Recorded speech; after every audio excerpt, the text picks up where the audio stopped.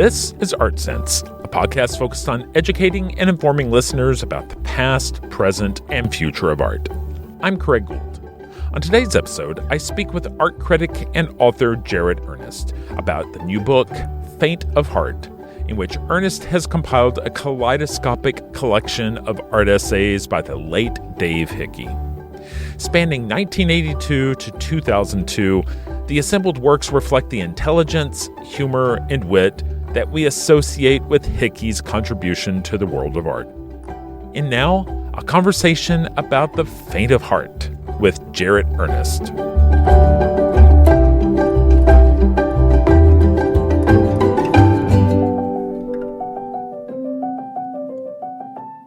Jarrett Earnest, thank you so much for joining me today on the Art Sense podcast.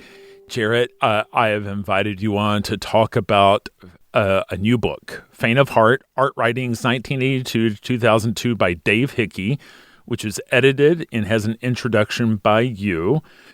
Jarrett, a lot of times I like to start conversations like this with a hypothetical, which is, in this case, let's say you're sitting at a dinner party next to somebody who has absolutely no idea who Dave Hickey is or what he did with his life. How would you just start to describe Dave? Wow, that's such a fun thought experiment. Well, first of all, I would feel like they were really lucky because then they get to read Dave fresh and without any baggage.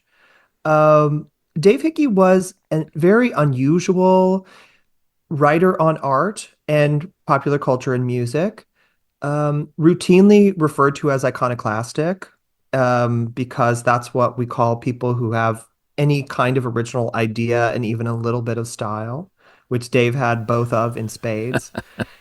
And he became known in the early 90s for writing kind of experimental art criticism that were more like stories about things as diverse as like an installation artist like Ann Hamilton, or mostly he became really well known for writing about popular culture, first in a column for a magazine in LA called Art Issues.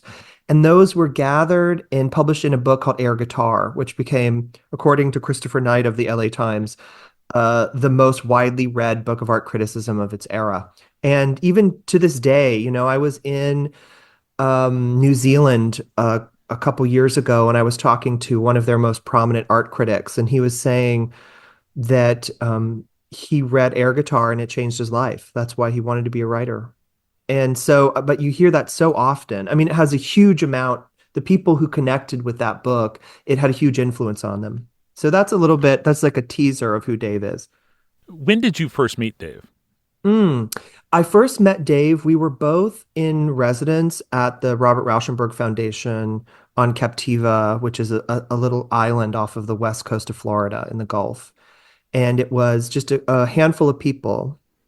And as soon as I got there, it's very remote. And it's like it's remote if you don't have a car and you're just there for 6 weeks or whatever. And so, yeah, I met Dave and we just started talking about books and we both were very serious readers of literature. And, it was just like the beginning of a conversation. And then soon he really liked that I was trying to write about art, and he wanted to help me and give me advice. And so he would call me in the mornings eventually at the end and say, Jarrett, why don't you come over this morning? I had some more ideas that might help you with your writing. And so I would come over and he would be double fisting venti lattes from Starbucks and chain smoking and, telling me stuff. So, and through that, I started both this dialogue with him as a person, but also a conversation with his writing, which became very important to me. What sort of advice did he offer you? Because that's really golden to have somebody offer that sort of expertise, to be that generous to somebody that wants to pick up the baton. What sort of things was he able to seed in you? Well, you're right. It was generous. And I think it's one of the reasons why I have been such a loyal proselytizer. Well, I ended up doing a book of interviews with art critics, and it really started with those conversations with Dave. He was the first critic I'd spoken to, and he was the most helpful. And he would say things like, in some ways, it was very technical. Like there's one long part of our interview where he would diagram an imaginary essay that he had not written but had thought about writing about Julian Schnabel. And he would say, okay, this is how I would start it, and this would go on for this many sentences. And then by the time it gets to the end of the paragraph, it needs to end like this. And so he said that like the structure in many ways his thinking about writing was structural, much like music. So he was like the structure of the paragraph is that it needs to have changed. In poetry it's called a volta, like where it turns. And so from the beginning of the paragraph to the end you need to end in a slightly different place, but that internal structure of the paragraph needs to be mirrored in the entire structure of the essay. So by the time that's slowly happening unconsciously, invisible structure, it's almost like rhyming in music. So by the time you get to this three-quarters of the way of the essay, you should be on your way out and doing something else. And and then he said, if you can do that, then you've written a thing. You've written an essay. Oh, he said, but in ways that are more intangible. One thing he told me that really stuck with me was he said that writing about art isn't a good argument. A good essay on art isn't necessarily a good argument. It's a story with implications. And that became very enigmatic and productive for me in thinking about how we might write. And that could be entertaining, that could be really beautiful, that could take people, that could be funny, could go a lot of directions because you're telling someone a story. And Dave was really the master of that. I mean, he wrote fiction before he wrote criticism. You have compiled all of these essays. I think it's obvious in the essays that are in the collection.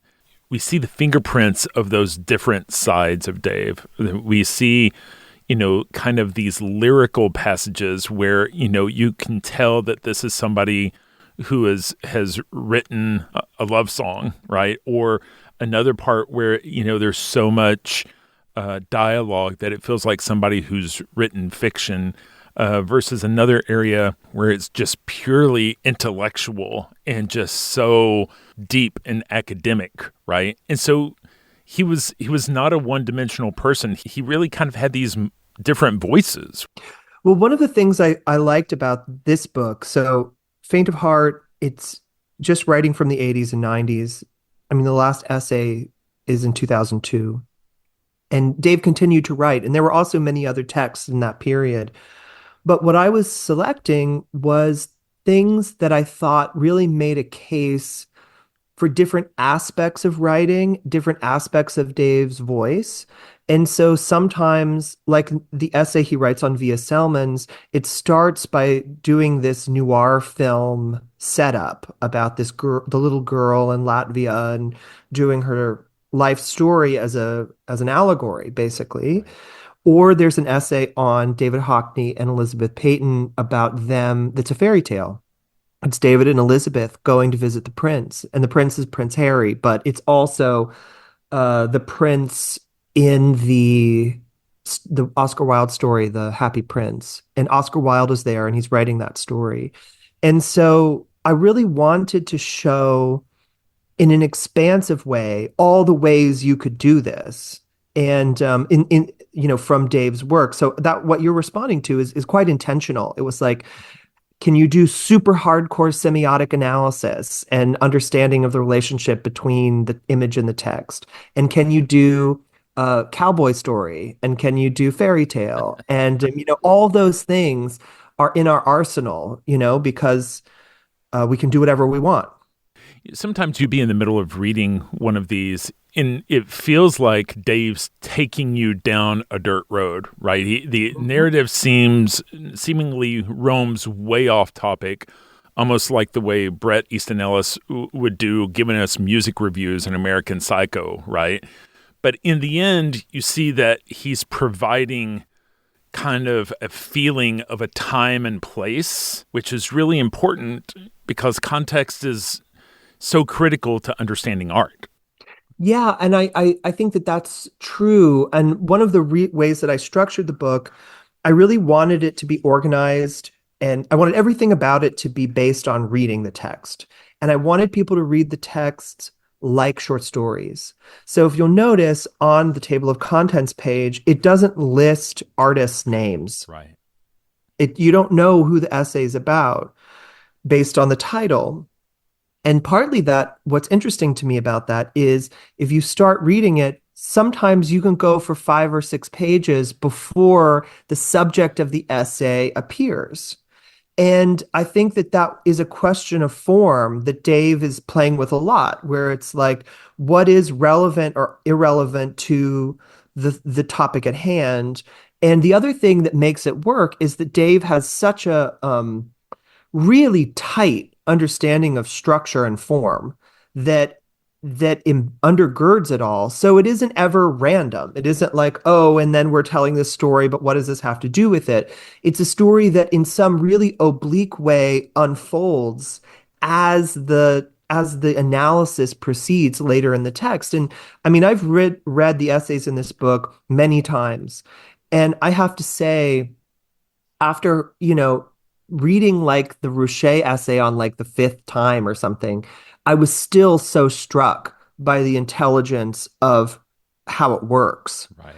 And that's one of the things I liked about this book was I wanted it to be a resource for other people who want to write about art or who are interested in thinking about art. And you could almost try and break them down, and it's very hard to get to the bottom of them. I mean, they're really sophisticated for all the casualness. I mean, that's the trick. That Ed Ruscha one is just it's a real delight. I mean, it's almost like a Fear and Loathing in Las Vegas sort of feel to it. I mean, there's a road trip, and there's Americana, but there's also glamour and excess of that time in Los Angeles, and it's almost like Ed Ruscha is like an allegory for LA, and like it's hard to tell where one ends and the other begins, right? It's really interesting. Totally. I love the way you said that. Yeah, I think the same thing. Well, it's like a detective story in a way. And he's like, okay, I'm trying to figure out what's going on with Ed Ruscha's art. And so I'll go talk to Ed Ruscha. But as it turns out, and this is a recurring Dave kind of maneuver, talking to Ed Ruscha actually doesn't get you any closer to understanding the art. Mm. It gives you a lot of information about Ed Ruscha and it gives you information about LA, but the art in and of itself is good art, according to Dave, because it maintains this kind of mysterious, elusive presence that can never be explicated. Totally, it can't be totally resolved, and that is a kind of recurring Hickey, moral of the story, which is like there is no moral. It's not reducible. What is another favorite of yours in terms of the essays in the collection? What's another one that you feel really is kind of transformative? When I was working on this, or when I had conceived of doing this, there were a few essays that were really core to me about what the book was and like why it was special, and which I thought they were really major texts, and also because I teach often in students, and I have Xeroxed these essays out of catalogs to give to students all the time. And so that was the part of the idea was like, oh, this is stuff that I really want people to read for particular reasons. And the Ruche one was key. I think, as I say in the introduction, the Robert Gober essay is really, I think, reason enough alone to do the book. But also like a kind of even a shorter essay near the end on Josiah McElhenney about glass. It's called Hearts of Glass. Is such a beautiful little essay. You'll think about glass differently. Basically, Dave talks about glass and its relationship to language and as a metaphor, as a kind of thought. And I think it's such a lovely little one. I don't know what is there anything that you really liked when you were looking through? Well, geographically, I'm kind of tied to North Texas. His writing, particularly like Vernon Fisher, resonates with me because, I know where Vernon's studio was. 6 years ago when I first started podcasting, I had a different podcast that was about featuring artists from this area of North Texas. People kept telling me, you need to talk to Vernon. And I reached out to Vernon, and Vernon was, well, I could meet with you, but I don't know if I have anything people would want to hear me say. And so it's so funny and so intriguing to hear Dave's perspective and how Dave, like you said, a lot of it is embedding himself like a correspondent to understand that world, right? And Vernon Fisher was just a really amazing artist that he would have had more recognition had he chosen to, spend his life in a major art metro. And if for anybody who's curious, there is a documentary called Breaking the Code that Oh, really? I haven't seen that. I love that essay on Vernon Fisher, and I was so happy to be able to include it. There's a suite, because I organized it chronologically. There's a suite of essays that Dave kind of wrote about Texas artists and artists from the West who he was close with. Um, Even Ed Ruscha, who's a California person, was like not nearly as famous as he is now when Dave wrote it. And a lot of these essays really focus on artists from the West. But that essay, is it called The Code of the West, on Vernon Fisher? Um, yeah, I think so. It is so brilliant because it does everything. It's Dave and Vernon Fisher driving around, talking about the West, doing things, hanging out with their friends. And then the end of that essay does something that is so extraordinary that Dave does a number of times in his writing because was so connected to literature.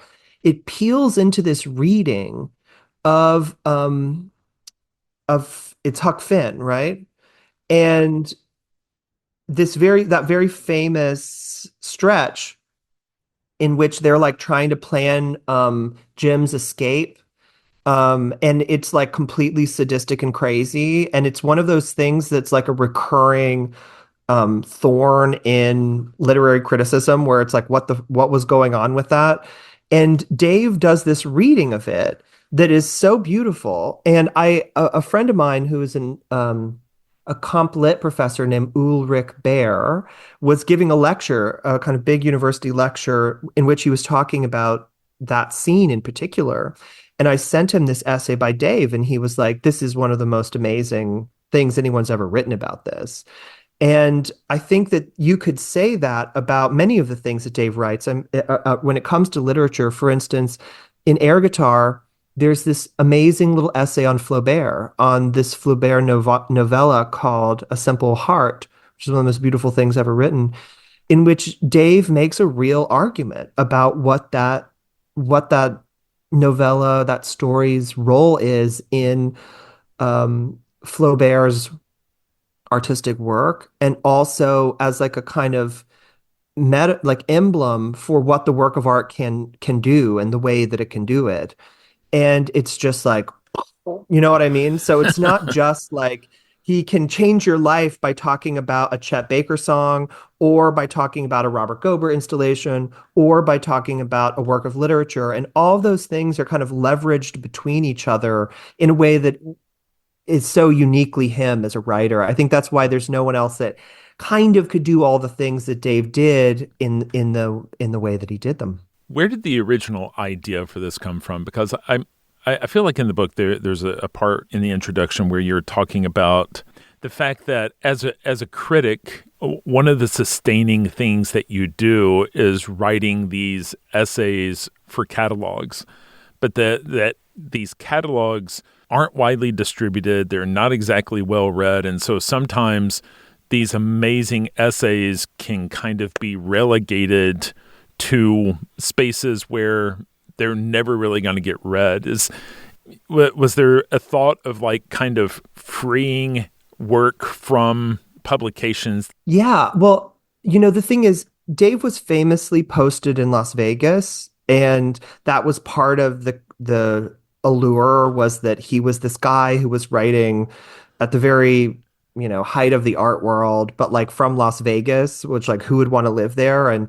And he found it and argued very beautifully about why it was an amazing place to live and why it was a place to think.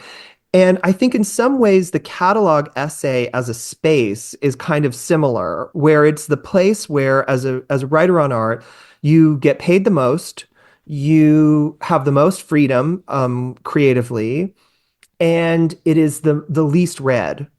And once the novelist Lynn Tillman once said to me about that, she said, it's like they're buying our silence. It's like nobody knows.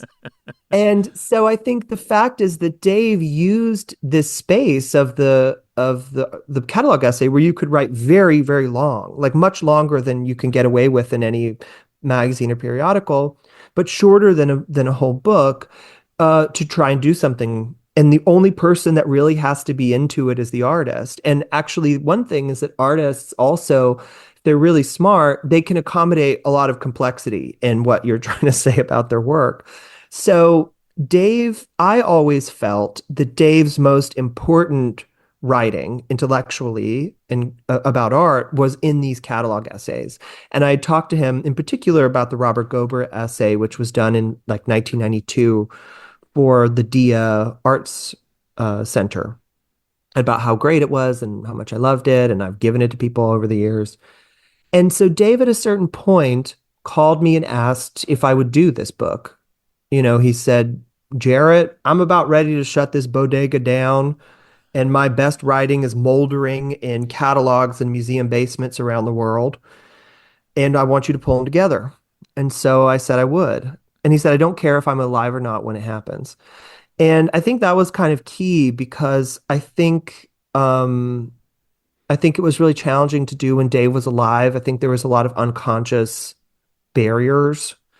And even though that's what he wanted to have done. So after he died in 2021, I guess, I started working on it again. I mean, we had some preliminary conversations, but so that's how it came about. Partly because like, you know, I'm a good friend, and if someone says, "Will you do this for me?" and I agree to do it, then I'm going to do it. Yeah, but it's Dave Hickey too, right? I mean, Well, I legitimately think it's important. I think it's a book that should exist. It's a book that I want to exist. Whether or not I am involved with it, I would like to be able to read it. I would like to be able to give it to people. I would like to be able to, reference it with students and people at cocktail parties or whatever. So yeah, I mean, it was something, all the projects that I work on is stuff that's just like, oh, I think this should happen. I don't really care if it's like me doing it, but unfortunately, usually it's me doing it because nobody else wants to do it. that's art, right? Yeah, indeed. Have you had an opportunity to talk to any of these artists whose catalogs or shows were the basis for these opportunities for him to write? A, have you spoken to any of those people? And B, what was that like? I mean, would he roll into town? I think we get an idea with like Richet or Fisher, how he is really kind of assessing the scene. But in other ones, he's like you said, he's almost collaborating with the artist in terms of going somewhere that might even heighten the perception of the person's art because he's reading and tying and making synapses and connections to things that maybe the artist didn't even think about in the first place. Right. Well, that's kind of the goal of criticism in a way. And as a writer who works really closely with artists, I think that there's a point at which so much about art making, in art school, if you want to get in trouble, you say it's intuitive. But there's so much about form, even if you're thinking about it very deeply, that's going into it that's unconscious, where you don't necessarily know, even if you think you know all the reasons and how it's working, at a certain point, it's an independent entity, it's in the world. And then you're trying to figure out what it is. And in that sense, the writer and the artist are in a kind of parallel position looking at this thing and trying to figure it out. So I do think that that's right what you said. Um, in terms of knowing artists that are in the book, I do know a number of, or have spoken to a number of them, and also to editors who commissioned him and worked with him on editing the pieces. I mean, as a launch event, we did an event with Terry Allen here in New York, where we talked about Terry's relationship to Dave. Dave wrote about Terry a number of times. I mean, they were close since the 60s, but also it was a complex relationship. Almost like foils in a way for each other, and very, very loving, but complicated. And then in Los Angeles last week, I did an event with Larry Pittman, who is also the subject of one of the essays, who's an LA painter. And, I think what's interesting to me is how variously their relationships are to the texts. Like, I think they all think that they're brilliant and it really represents something about their work. And everybody have different relationships to what that text is. But yeah, I guess that was less important to me. Although I've talked, it's like Josiah McElhenney was like, this changed my work. Like I went on a whole other direction because of what Dave wrote. And yeah. I was shocked and surprised, and I can't remember which essay it was in, but he starts recounting his personal story of being at the University of Texas in 1966 when the sniper incident happened at the tower there. And I'm not sure how much national knowledge there is to that incident. There was an amazing documentary from 2016 called Tower that I think was broadcast on PBS. It's amazing. It's animated using rotoscoping to recreate the events. I had no idea that Dave found himself in the middle of that incident, and the firsthand account is pretty startling. Isn't that an amazing essay? Yeah. When I found it, I was so blown away, partly because it's so unexpected. You don't really get there until about the last two paragraphs, but it's an essay that's for a catalog of an American photojournalist called Steve Shapiro. And but it goes through this experience. And, I'm trying to see, there's something at the end of it I would like to read because it's pages and pages of understanding that there's a shooter where he and his friends go. He finally is able to call his wife. A bullet goes through their house, this whole thing. And then Dave kind of does this really characteristic Dave thing, which is like, well, what's the lesson that we derive from this? And this is also written in the late 90s. So this is not we don't have the same gun situation that we do now, like where every single day there's there's like a school shooting. Like this instance at the University of Texas was very singular at that moment and remained singular for decades. But so in the 90s, we start getting back into school shootings. So Dave says this thing, I'm going to read it. Mostly, though, we felt like fools for standing up there. Then, as the siege wore on and the adrenaline wore off, we became increasingly frustrated and ashamed that we weren't heroic enough to think of anything we were brave enough to do. Gradually, though, and amazingly to us, things settled down. People stopped chattering, took stock of the situation, and before long the police killed the sniper in the tower, realized, in a moment of awful reckoning, that it could easily continue forever. If it did, things would just go on. Human beings were frighteningly adaptable, and if a guy was in the tower with a gun every day, all day long, classes would go on, papers would be written, and grades would be assigned. There would be a special channel on local TV devoted to covering the gun guy's activities. We would figure it out when he ate and pissed and ways of getting around campus without exposing ourselves to fire. We would know the trees and the buildings that offered good cover, and occasionally someone would die. You would hear things like this. Yeah, Daryl bought it yesterday. He was late for eco and tried to cut across the open space between the shrubs and the corner of the building. Fucker nailed him right in the head. No pictures, though. Bad light. And it's like chilling because you're like, well, this is Yeah. our reality. You know, it's like, Yeah. I mean, it feels prophetic, right? and Dave actually, I mean, Dan Oppenheimer in his biography of Dave talks about the fact that Dave was also in Las Vegas at that other Mm, shooting at the music festival right. and like in the lobby of the hotel.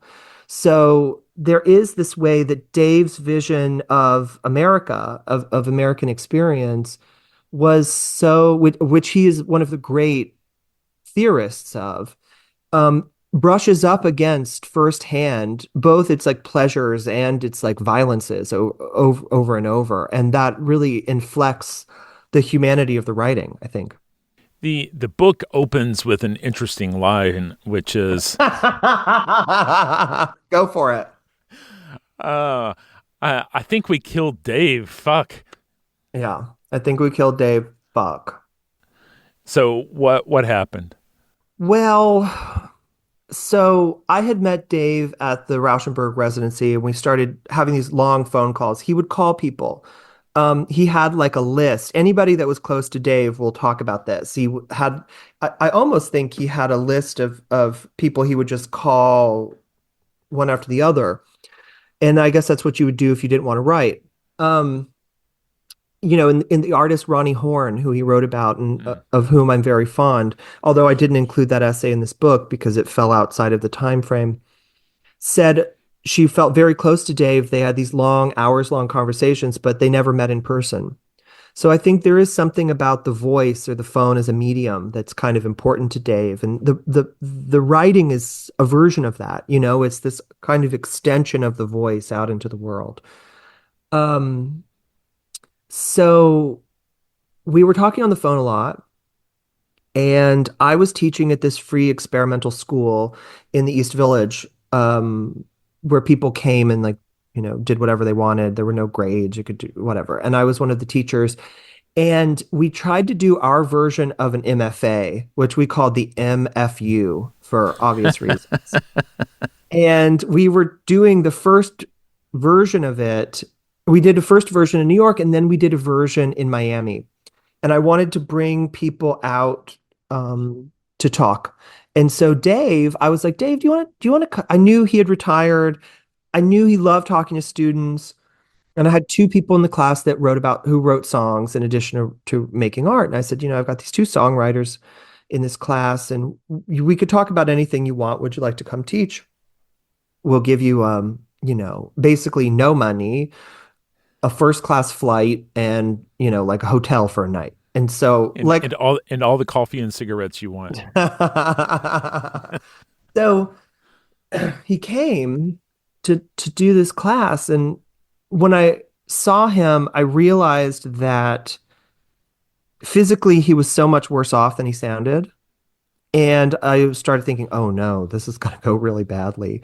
And, he was drinking coffee and smoking cigarettes, and he had this lecture. And I remember he gets up into the classroom and looks at me, looks at the students, and like looks at me and then lights a cigarette. And I was like, I'm not going to tell you can't fucking smoke. You know what I mean? Like, yes, it's in this world, like that's not okay, but also like, okay, smoke, whatever.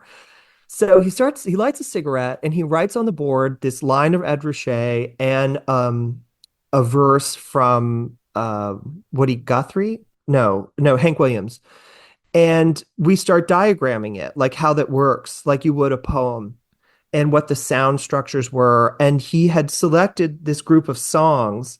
I mean, this is obviously, I'm just retelling the introduction, but he had selected these songs and we had the sheet music for them. And we would listen to the songs and then Dave would talk about what made them good, including him talking about the Carpenter's Goodbye to Love is one of the great things. And there's an essay version of that was later published in his book, The Perfect Wave, which was his last collection.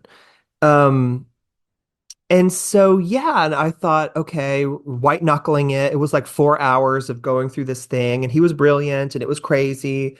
And then, I had to get him to this party, and we had this party my friend threw, and everyone was kind of so into him. And he was just smoking and talking about music all night and like not eating dinner. And I was like, that was weird. And so the next day, we get him home, and the next day I talked to him when he was getting in a cab, or I talked to him when he was in the cab to the airport, and I thought I had done it. You know what I mean? I actually was sitting by a pool and I lit a cigar because I was like, I have succeeded. I got Dave in and out. It's not going to be a disaster.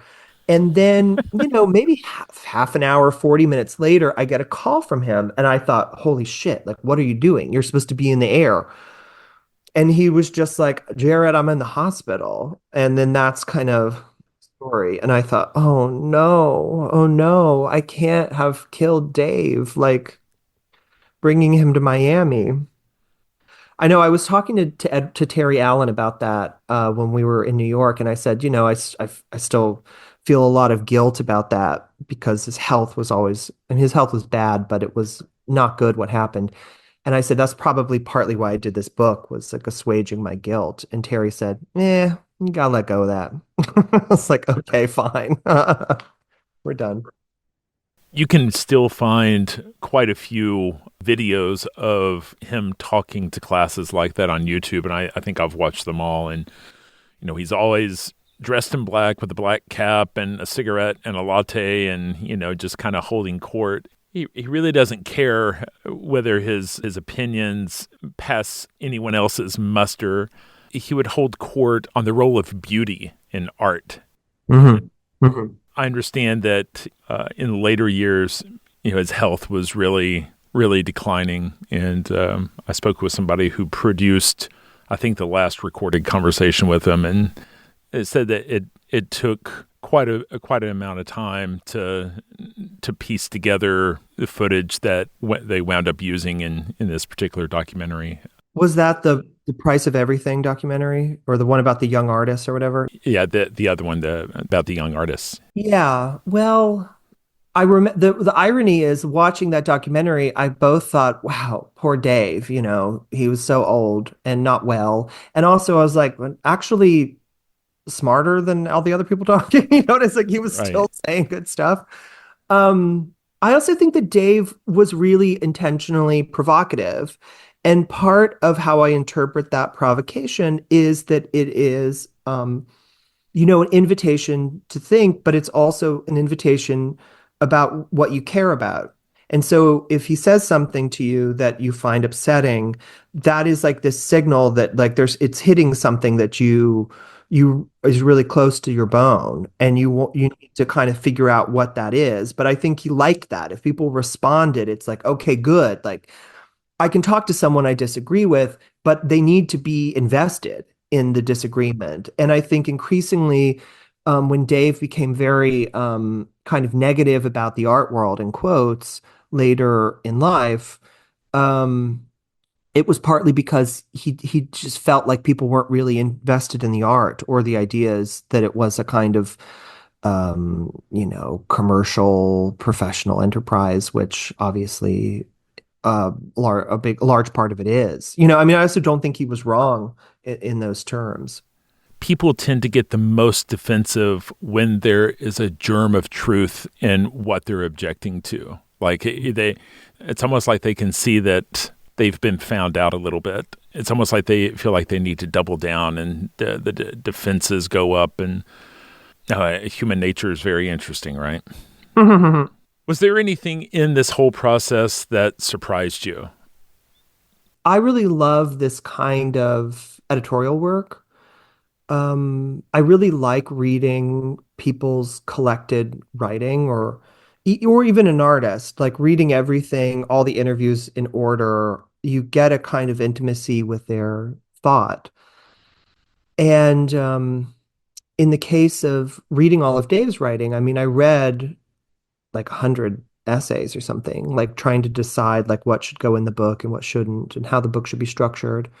And so I guess the surprising thing is something that I didn't think about until after the book had come together. Like when I was reading it, once it had gone into manuscript, one thing is reading is so material. And I really believe in design. I really believe in the physical aspects of the book object. And I think of it as a very specific technology.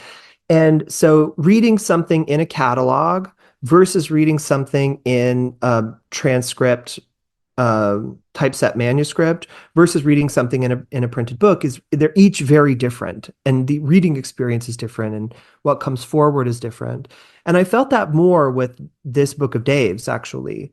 And so once I finally had the first laid out copy of the book and I read it straight through, what surprised me was how often Dave returns to childhood, childhood experience and childhood memories for the artists. I mean, Larry Pittman in LA wanted to read a section of the essay that Dave wrote on Richard Serra, partly because Larry does not like Richard Serra's work and wanted to know, like, well, is there a way that I could care about it? And Dave is kind of coming from a similar position in the essay. It's not that he doesn't say he doesn't like it, but it's clearly that there's a challenge there. And it starts with this long quote of Richard Serra telling a story about being a little boy watching his dad going to the harbor with his dad. And Dave basically deconstructs that essay or that memory throughout the essay and is like kind of annoyed that it has intervened in his understanding of Sarah, but so powerfully. And clearly he knows that's the intent. Like there's no reason for Richard Serra to like disclose some childhood story if it wasn't supposed to affect the way you engage with the work. And I think that Dave's attentiveness to that, to the is it in some ways that weirdly relates to Dave's method in a bigger sense across the book because over and over he returns to these childhood stories because he's seeking for. I think it has to do with connecting to a very pure impulse about what it means to try and understand the world that we have in childhood, that the artwork is one testament to, or like one avenue of understanding. And so to try and get where all these people are coming from, so often he goes to that story. And if I had thought about that, if I had realized it earlier, I would have written about it. But that was a surprise. Just today, I was watching a video. Jerry Saltz had posted on Instagram this video clip of Richard Serra talking to Charlie Rose. And, you know, Sarah's just like this provocateur and is standing on a soapbox saying that there's no art in architecture and there's no architect that's an artist because art is without meaning and architecture has to mean something. And you start thinking about it, his very best work is accomplishing the exact same things as architects. He's transforming space. And so it's like, it's hard to believe that he can even believe the words coming out of his mouth. So hearing you tell that story, it makes me think, like, did he feel Serra would tell that story as a means of kind of manipulating how people interpreted his work, somehow controlling the narrative in a way? Yeah, certainly. But there are two thoughts that I have in response to what you're saying. One of them is that mirrors Dave's own extremely attuned awareness of the impact that stories have on our ability to see and experience art. Like the reason why it matters at all is that the experience is already so the physical embodied and visual experience is already so layered in this mesh of personal and cultural meaning that we use to understand what's going on. And so the story is this incredibly powerful, invisible tool that actually reshapes something like a big piece of steel in the case of Richard Serra, and how we might relate to it, how it might become a part of our lives or our thought in an incalculably complex and powerful way. And so I think his attentiveness to the ideological or discursive function of a particular seemingly innocuous anecdote, which is one of the aspects of childhood, is that it is this thing that so overdetermined in its supposed straightforwardness. And I think it never is. Dave has this essay in air guitar about being a child and having an adult ask them all these questions about their relationship to cartoon violence. And it's always that like the children are completely sophisticated and they can't imagine how reductive the adults are in terms of how they're relating to them. Like, of course, we don't think that this, like when Bugs Bunny like hits Daffy Duck, that it's like a real violent thing. We know they're a cartoon. So that's one hand. On the other hand, I want to go back to this thing that you're saying, which is very interesting, which is what is the role of the provocation? Like, what is at stake for somebody like Richard Serra or like Dave? In both cases, these very, very different, but kind of big macho guys in the cultural imaginary to go and say something provocative like that. And in some sense, I have a lot of sympathy for it because what that is a challenge to thought. And it isn't about being true or not true or believing or not believing. The belief is what is the effect that this kind of statement can have in our ability to see or think or talk.